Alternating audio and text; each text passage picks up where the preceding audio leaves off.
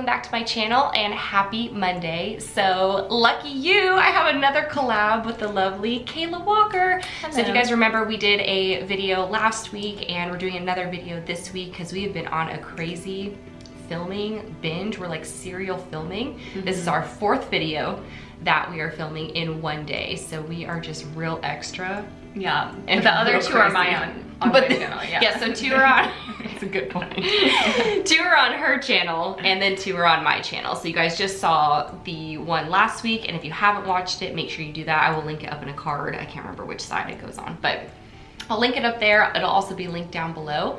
But today we are going to be talking about why you aren't writing your book. Why you haven't finished your book, why you haven't written your book, why you're stuck. So why haven't you finished writing that book, or why haven't you even started writing that book? It's any of those questions. If you're facing that right now, where you're stuck and you don't know why you're not doing it, we're gonna tell you some reasons, probably, maybe, yes, why you're doing that. It really should be a coffee talk, like we should have mugs, but we're not doing that, so it's fine. We don't eat or sleep or anything. We just film. One of the things we were talking about that is a huge reason why people do this is obviously fear, but about how fear can take different disguises in your life.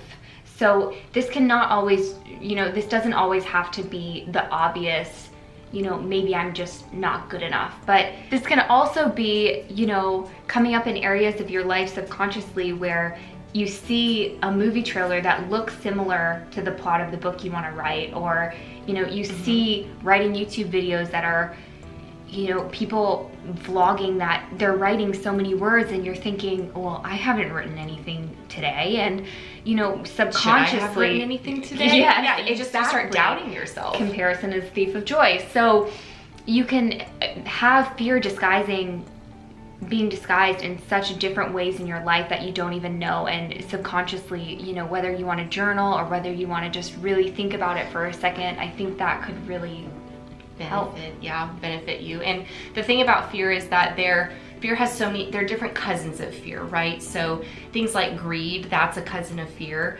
There are different emotions that are they're all linked to fear, because you have so all of your choices stem from 2 things, and it's either fear or love.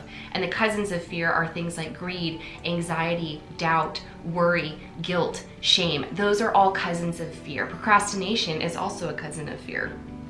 So I feel like when you make choices out of love and through loving yourself and not judging yourself and not setting expectations on yourself, you're able to start to remove those mental blocks, those fear-based thoughts and those fear blocks that you've built up in your head. But it's not an easy thing to do, and it takes time, and it takes some practice and some real soul searching and discovery. How you do one thing is usually how you do everything in your life. So, whether it be your health or your relationships, if you're feeling like you're not good enough, are you lowering the standard of your life in also different areas of your life? It's interesting because a lot of the time with fear, and so if I'm feeling somewhat blocked or for some reason not inspired or motivated to write, I normally find that it's because there's something that has not been resolved. There's an unresolved issue in my life, and it could be something really basic and simple as my house is a mess, or I just need to tidy up around the house. They always say clear your space, clear your mind. And I'm very much like that. Or it could be something deeper, where maybe I had a conversation with a friend or a family member, or I had something that kind of came up where I didn't get closure, and I didn't feel like it was fully resolved. And that kind of stuff, it'll linger in the back of your mind, and it'll really kind of affect just like how you're behaving and the things that you're doing, and it'll probably contribute to your procrastination. And that's really just a personal example for me, is that I have to take care of the things that are unresolved, and then that way I kind of have this clear headspace and I can focus and really zone in on my writing.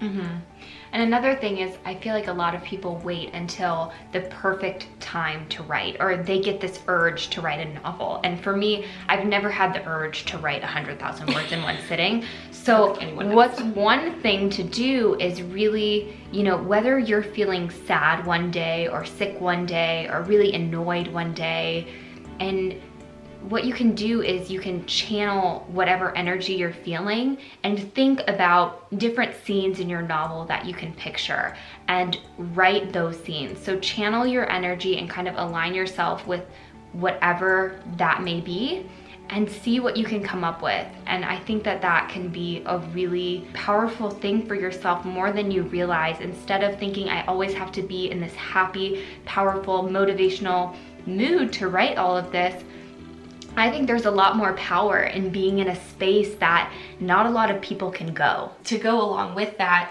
so when I was writing Shadow Crown, I was in a very dark place in my life. And when I was also writing Renegade Crew, I was in a dark place, coming out of a darker place, like into the light, if you will.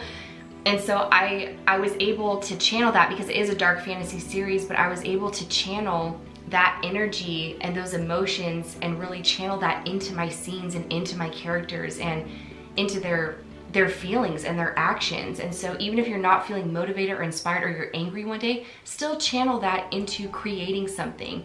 Create something. Just use that energy to continue creating. Again, you don't have to be happy, inspired, and motivated every single day of your life to write. And actually, I think some of the best writing comes from when you're in a really vulnerable, raw, darker place. Yep. Because you have to get really real with yourself real fast. So I interviewed Kristen on my channel recently about how she writes her book so fast. And I know she has a similar video on her channel, but it was really kind of a psychological deep dive, I guess, about how, you know, really, you know, not just the calendar outline, but Kristen, really, what are you doing? And I think the most important thing she said, how it was just the process of immersion, how it would be actually harder to write it little by little for her. Even if she would be immersed in it 1 month and then take a long time and then immersed in it the next month. And why I say this is because, you know, it's such an important thing to have self-awareness and to really, really know yourself and what works for you. And that comes with trial and error. What is your opinion on time management? Yeah, so for time management, so the way I kind of break up my time, so I talk about this in my podcast too, which is called That Smart Hustle, by the way, if you don't know, but this is on my channel, so. I'm like, I hope you know about it. It's always linked in the description box below. I feel like we all go through different seasons of life. So you'll kind of have more of like a hustle season, and then you'll kind of have a season of just sort of kicking back and relaxing a little bit. You're gonna have different seasons of your life. So it's not like I'm writing books every single month. That's not what I'm doing. But I found for me that I have to know where my time is going right now in order to be able to manage it better in the future. So like I know, for instance, through experience and trial and error, that when I sit down and I can write a book, you know, focus 1 month, I'm just gonna write this book. And then even if I take a small break and then go back, you know, another month and finish writing the book, I have that's my focus for the month. And that's what works best for me, because if I try to write a book over a whole year, it would be all over the place. For me, it would be a mess, and I wouldn't be able to kind of channel back into how I was feeling, what mindset I was in, where I was at. And I don't feel creative every day. I really don't. That's like being totally honest, but I like to make content. So I just make sure that I'm doing what feels right for me. And if there's a scene that I'm not feeling, then I don't write it. Do you think you can force yourself into creativity if you sit down and go with a computer? Just a honestly, bonus question. Bonus question. She's putting me on the spot here. Honestly, no, I don't think I can force myself to be creative. I really don't. Because if I sit down and if I'm not feeling it, it's not happening. And maybe I can go do something where I can take a break and I can go listen to music, or I can go read a book, or, you know, take Denali for WAOK. She's laying right there.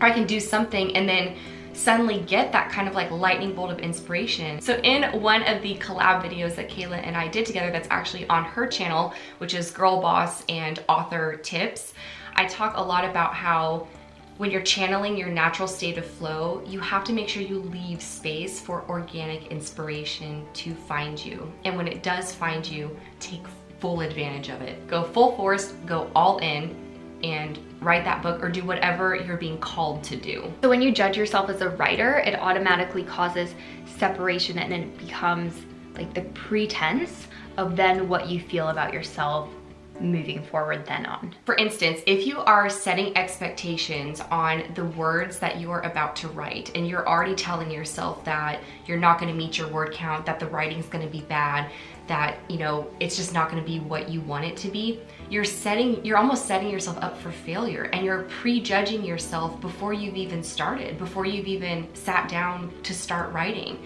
So, and that is judgment and, you know, expectations, and being so attached to the expectations and the outcome, that is all fear-based. So you have to learn to let go a little bit, let go of the reins, and not put such crazy pressure on yourself or crazy expectations on your writing or the words that you're about to write. And it's this really huge thing with self-awareness. You have to be, it takes time to realize when you're doing this in your mind, and your mind is such a powerful thing.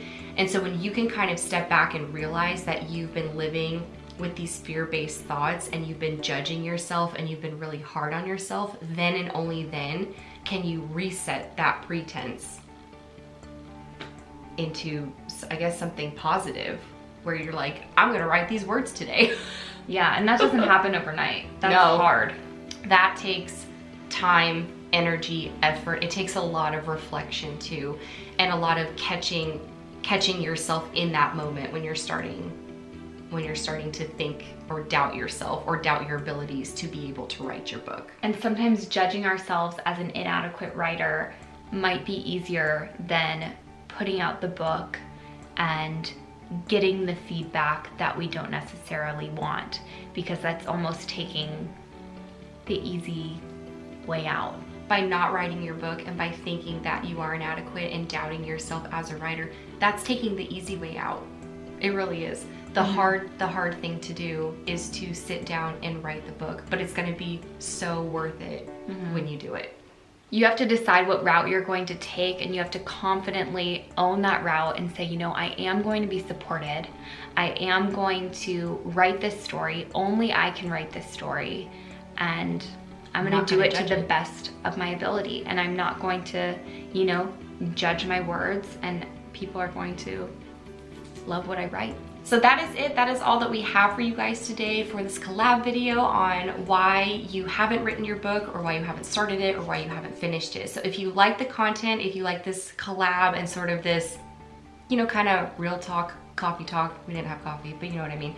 If you liked it, please give this video a thumbs up to support my channel, and don't forget to subscribe so you don't miss out on future videos. And make sure to check out Kayla's channel as well, and the collab videos that she and I did on her channel, because they're really awesome, and I think you guys are really gonna benefit from them. And again, all of her information, her channel information, is linked in the description box below. I know I normally do my whole outro. I'm not doing it because we've just been on a roll, and I'm hungry. And it's the afternoon. This is the 4th video we filmed, and we haven't eaten yet. So I'm not gonna do my whole little outro. Everything you wanna know about me, my books, podcast, website, newsletter, everything is always in the description box below, so make sure you check that out. And other than that, I will see you guys in the next video. Bye. We're gonna try to help you. Oh, I did the thing that you did where I pressed the wrong button. Ooh, is this too close? Holy shamolians.